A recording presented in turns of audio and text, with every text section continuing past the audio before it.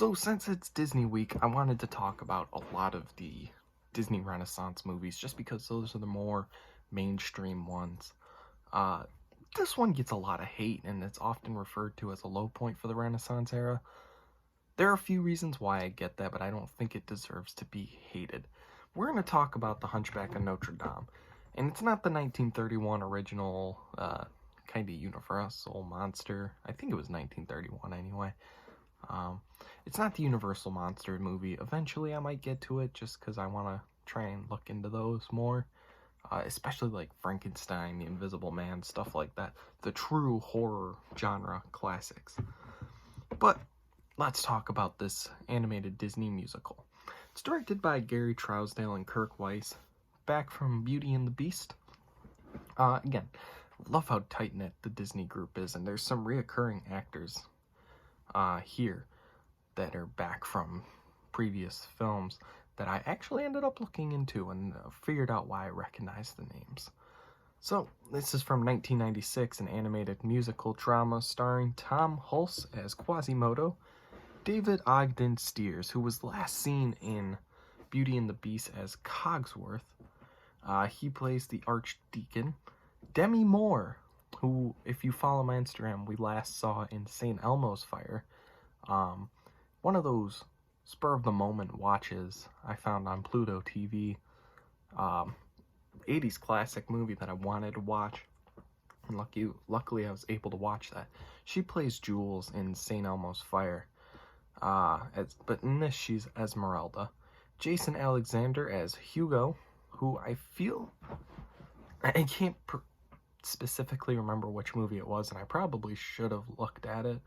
But I think he was in a film earlier this week. He plays Hugo. Tony Jay as Claude Frollo. Kevin Kline, who we may see more of. He's kind of a big name. As Phoebus. Charles Kimbrough as Victor. Paul Candel as Clopin Trulifo. I am not good with French names. And Mary Wicks as Laverne. This is 71% on Rotten Tomatoes. I think that's justified. And off of a budget of $100 million, the film made $325.3 million at the box office.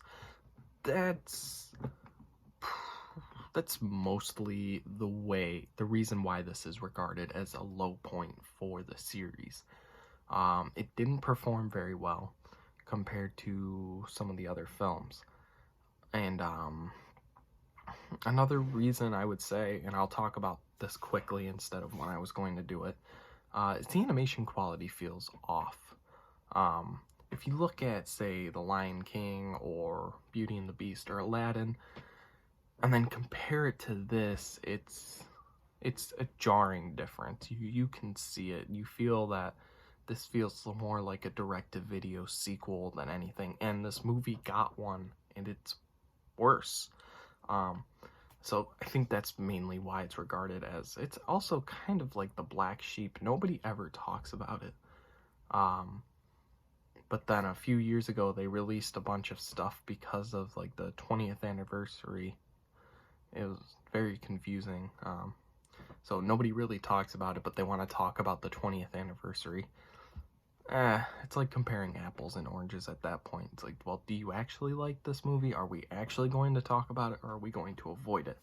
For our purposes, we're going to talk about it. And I'm going to do my best to dissect the movie's biggest theme right now regarding people with deformities and how they get treated. Case in point, Quasimodo is obviously the main character.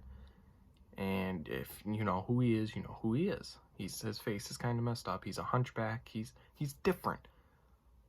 In the beginning, he gets out to the Festival of Fools, and they start throwing tomatoes at him.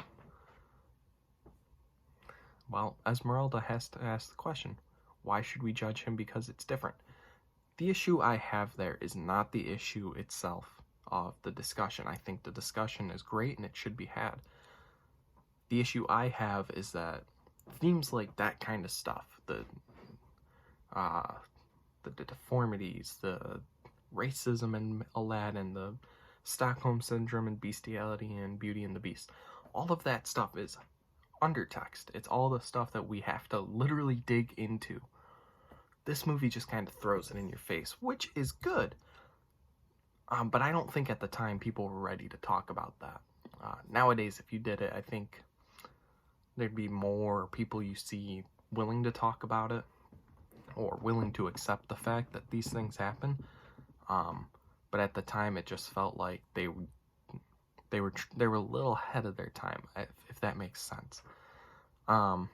Sadly, that's partly true in the real world, is that they get treated different.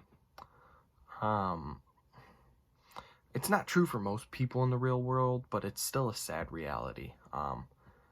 Normally, I work with kids, so I'm used to kids with special needs and stuff like that. So it's like, it's second nature on how you treat them, and do you treat them differently? Do you treat them the same as other kids? Sometimes it depends, but a lot of the time is you try to ease up. So in this, he's just a guy. There's nothing really wrong with him. He's just a guy, and they're acting like he fell out of the ugly tree and got beat with the ugly stick. But no, that's not what happened. He's just a normal person. But at the time, I don't think they were exactly ready to discuss that sort of issue. Nowadays, I think if they were to do it, they'd probably do it well. But that's another thing. If they do a live-action remake, they probably just shouldn't do it at all. Maybe make another animated movie. I don't know. But it's also attempting to address this issue, and it succeeds for the most part. And as I said, it's mentioned in the beginning that just because Quasimodo is different, he shouldn't be judged for being different. The movie does the same thing with Esmeralda. She's a gypsy, and for that reason she gets shunned by Frollo and has to take refuge in a church just to claim sanctuary so that they can't arrest her. She's done nothing wrong. They want to arrest her. She's done nothing wrong, though. So, that's kind of a sad reality of the world. I think that that's the greatest theme of all these movies, though. And once again, it's more out there in the open than subtle, like some of the other themes. And I already talked about the animation quality and how it kind of dips, and it's on the low side of this series, especially in the Disney Renaissance, where you have movies like The Lion King, where the animation is gorgeous. All the voice acting is great, and the only character that's really worth mentioning, as I already kind of talked about Quasimodo and Esmeralda, but I'll get to them in more in a second. But the only one that's truly worth mentioning is Frollo. He's probably one of the darkest villains in Disney history. He's just kind of extremely cruel and hates pretty much everybody. The movie is also darker than most films. And back to Frollo real quick, so I forgot to mention something that I have written here. He sings a whole song about hellfire. If that doesn't prove to you that he's kind of psychotic or evil, I don't know what's going to, but that's interesting, especially for a kid's movie. Running around singing songs about hellfire. Maybe not in your kids' movies.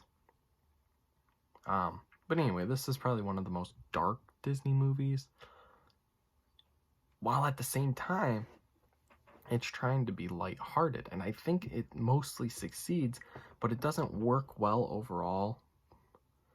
But at the same time, I really don't mind it. What I mean by that is,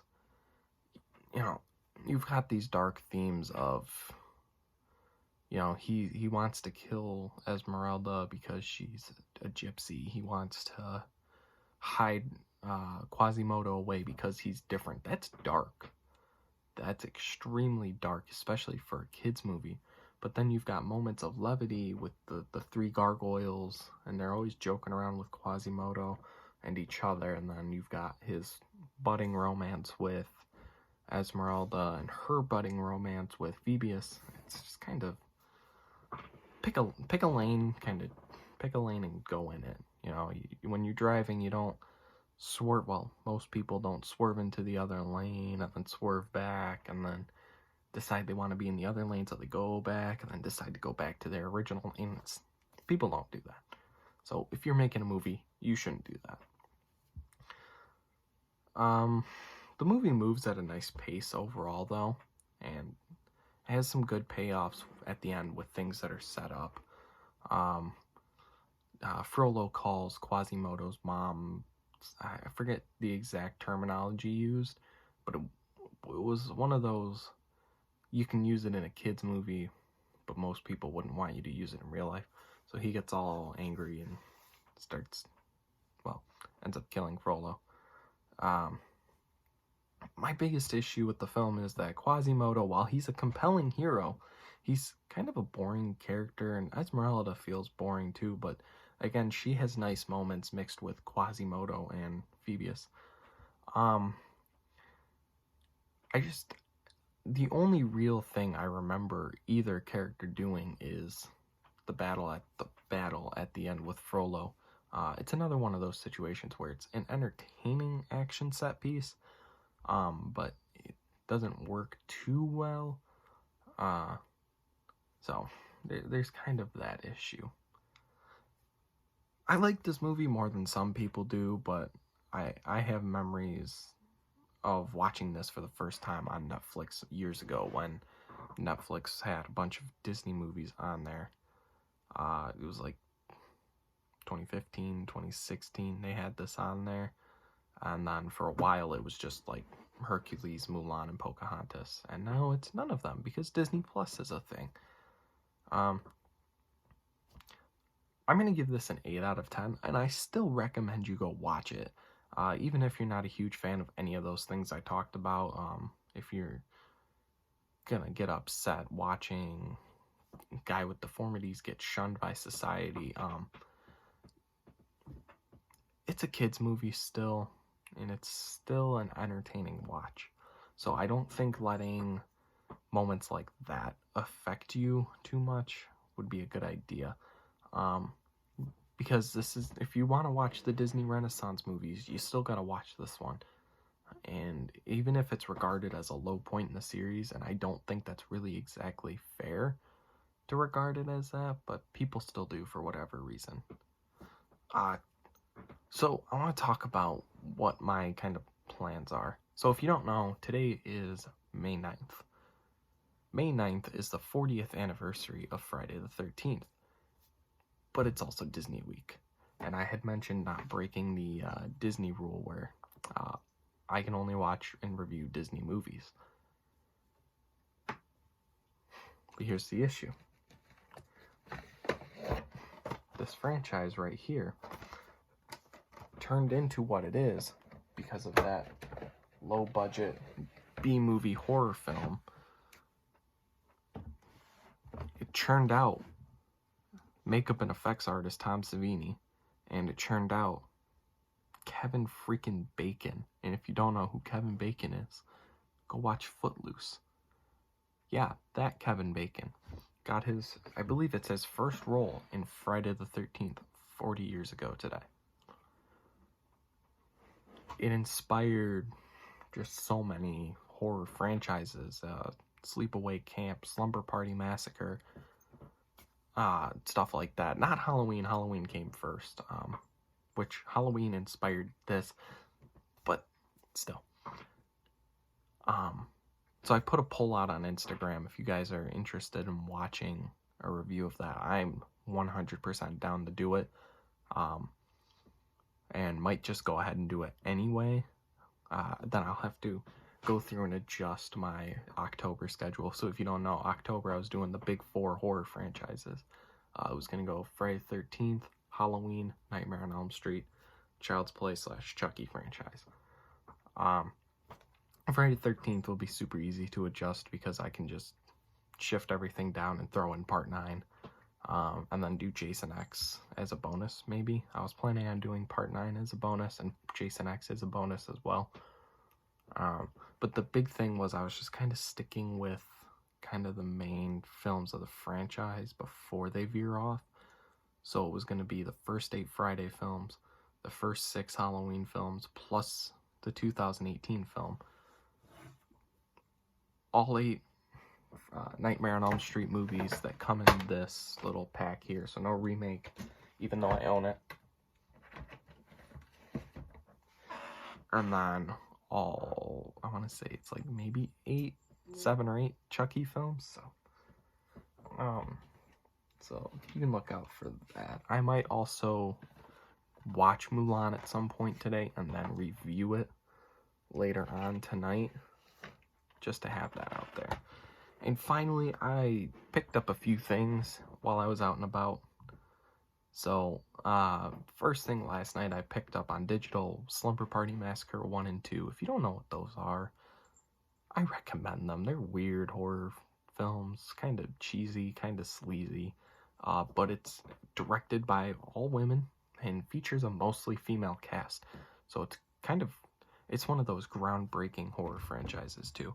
So I do recommend that. Next up, got Ants. You can pick this up at Walmart for cheap. It's like $4. So Ants is one of my favorite Disney or DreamWorks movies that I'll cover at some point. I may do this and then Bugs Life and then talk about the Ants Bugs Life controversy as well. And then from Disney Movie Club, they sent me Lady and the Tramp and Pinocchio, and I say they sent me, but really they charged $40 to my account and I didn't realize it and got 2 movies in the mail. Don't sign up for Disney Movie Club if you're not going to pay attention to your account. And I don't mean your bank account, I mean your actual Disney Movie Club account. And if they're a pain to cancel with too, because you gotta call them, just say, hey, I don't want those. But I happened to look at what they were sending, and I was like, whatever, I'll take it. It's how I got The Rise of Skywalker. That's how I ended up with Frozen 2. Similar situation, but I had canceled that and then was like, whatever, send it to me anyway. So, Ants, Lady and the Tramp, Pinocchio. Please don't expect this at any point. I've never seen Pinocchio, or at least I haven't seen Pinocchio in forever. It's been several years, and not one of my favorite Disney movies, even though it has a 100% on Rotten Tomatoes. Let that sink in. I get it, it's a classic, but little, as I like to jokingly call him, Pancraccio has 100% on Rotten Tomatoes, but The Lion King doesn't. I don't understand Rotten Tomatoes. Until later on tonight, when we talk about Mulan, because honestly, I'm just going to go ahead and do it. Get Disney Week over with. Until I eventually cover Friday the 13th, because 40 years is insane. And until tomorrow when we talk about Toy Story, I am Luke, and I will see you guys later.